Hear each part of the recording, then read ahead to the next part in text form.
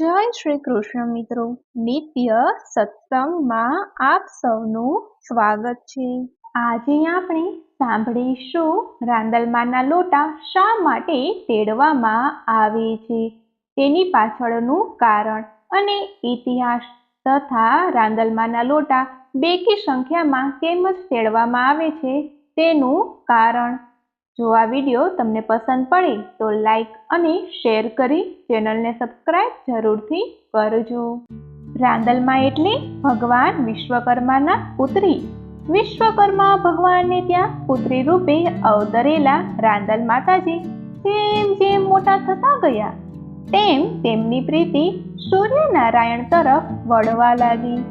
રાંદલમાએ સીધા જ પિતા પાસે જઈ અને સૂર્યનારાયણ દેવ સાથે તેમના વિવાહની ઈચ્છા પ્રગટ કરી, પરંતુ પિતા વિશ્વકર્માએ તેમના પ્રસ્તાવને નકાર્યો।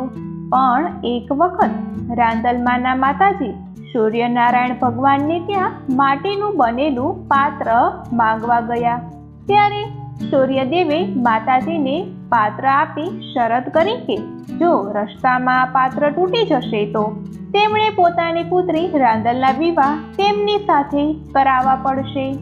ત્યારબાદ સૂર્યનારાયણે પોતે યુક્તિપૂર્વક રસ્તામાં આ માટીનું પાત્ર ખંડિત કર્યું અને રાંદલ માતા સૂર્યનારાયણ ભગવાનના પત્ની બન્યા। શ્રી રાંદલ માતાજીની બીજી મહત્વની ઓળખ એ છે કે તેઓ મૃત્યુના દેવતા યમરાજ અને યમુનાજીના માતાજી છે। અશ્વિની કુમારો પણ તેમના જ સંતાનો છે। રાંદલના લોટા તેડવાનો રિવાજ છે। શા માટે આ રિવાજ પડ્યો? રાંદલમાના લોટા પાછળ એક પૌરાણિક કથા છે। સૂર્યના પ્રખર તેજને કારણે રાંદલ માતા પતિના મુખ તરફ જોઈ શકતા ન હતા, પરંતુ સૂર્ય ભગવાનને ગેરસમજણ થઈ કે રાંદલમાં તેમના રૂપને કારણે અભિમાનથી પતિની ઉપેક્ષા કરી રહ્યા છે, એટલે તેમણે રાંદલમાને શ્રાપ આપી તર છોડ્યા। રાંદલમાએ પોતાની છાયાનું સર્જન કર્યું અને પોતાના છાયા સ્વરૂપને સૂર્ય ભગવાનની સેવામાં મૂકી પોતે પિતૃગૃહે પ્રયાણ કર્યો। પતિનું ઘર છોડીને આવેલી પુત્રીને પિતાએ પણ જાકારો આપ્યો અને રાંદલમાએ જંગલમાં રહી 14,000 વર્ષ સુધી તપ કર્યું, પણ આખરે સૂર્ય ભગવાન રાંદલમા સુધી પહોંચ્યા। તેમણે સત્ય જાણ્યું અને રાંદલમાનો સ્વીકાર કર્યો।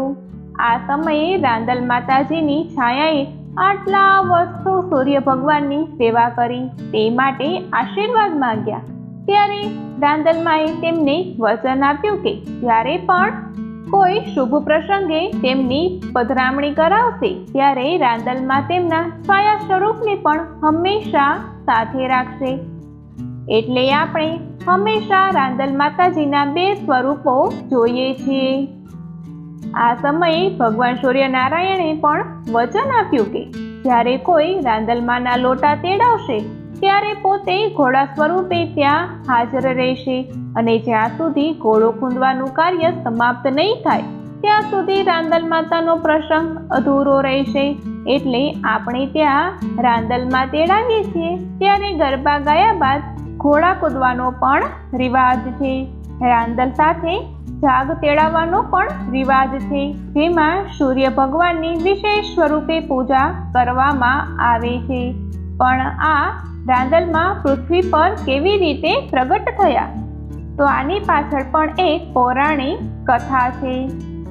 પૃથ્વી પર વધેલા અધર્મને જોઈને ચિંતિત સૂર્યનારાયણ ભગવાનને રાંદલ માતાને મૃત્યુલોકમાં જઈને અધર્મી થયેલા મનુષ્યને સતમાર્ગે વાળવાનું કામ સોંપ્યું અને રાંદલ માતા નાની બાળા સ્વરૂપે ગુજરાતના કચ્છના રણમાં ઉતરી આવ્યા। એ સમયે ગુજરાતમાં કારમો દુકાળ પડ્યો હતો, પણ આ બાળકીના આવવાથી સારામાં સારો વરસાદ શરૂ થયો। લોકોએ બાળકીના આગમનને વધાવ્યું, તેના પગલાં શુકનવંતા માન્યા અને પોતાની સાથે બાળકીને રાખીને તેને ઉછેરવા લાગ્યા। બાળકી રણમાંથી મળી આવી હતી, તેથી તેનું નામ રાંદલ રાખ્યું। રાંદલના આગમને ગામની કાયાપલટ કરવા લાગી। અપંગ, દીન, દુખ્યા અને રોગી લોકો રાંદલના આશીર્વાદ મેળવી સાજા થવા લાગ્યા. રાંદલ માતા યુવાનીમાં પ્રવેશતા જ તેમની સુંદરતા અને તેમના કાર્યની ખ્યાતિ ચોતરફ પ્રસરવા લાગી. રાંદલમા પર કોઈ એક ગામના રાજાના સિપાહીઓની દૃષ્ટિ પડતા તેમની સુંદરતાના વખાણ તેમણે રાજા સમક્ષ કર્યા અને રાજાના મનમાં રાંદલમાને પામવાની ભાવના ઉત્પન્ન થઈ. તેણે રાંદલમાના ગામ પર ચડાઈ કરી, પરંતુ રાંદલમાના પ્રખર તેજે ઊભા કરેલા ધૂળના વંટોળમાં રાજાનું સૈન્ય નાશ પામ્યું. એ ગામ હતું દળવા ગામ.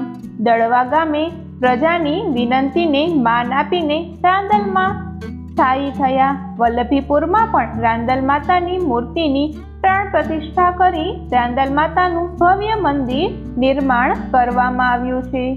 જે રીતે સૂર્યનારાયણ સૃષ્ટિના પિતા ગણાય છે, તે જ રીતે તેમની પત્ની રાંદલમાં જગતની માતા ગણાય છે અને એટલે જ નારીની માતૃત્વની મંગળ ઝંખના પરિપૂર્ણ કરવા માટે સૂર્ય પત્ની રાંદલમાની પૂજા અર્ચનાનું વિશેષ મહત્વ છે.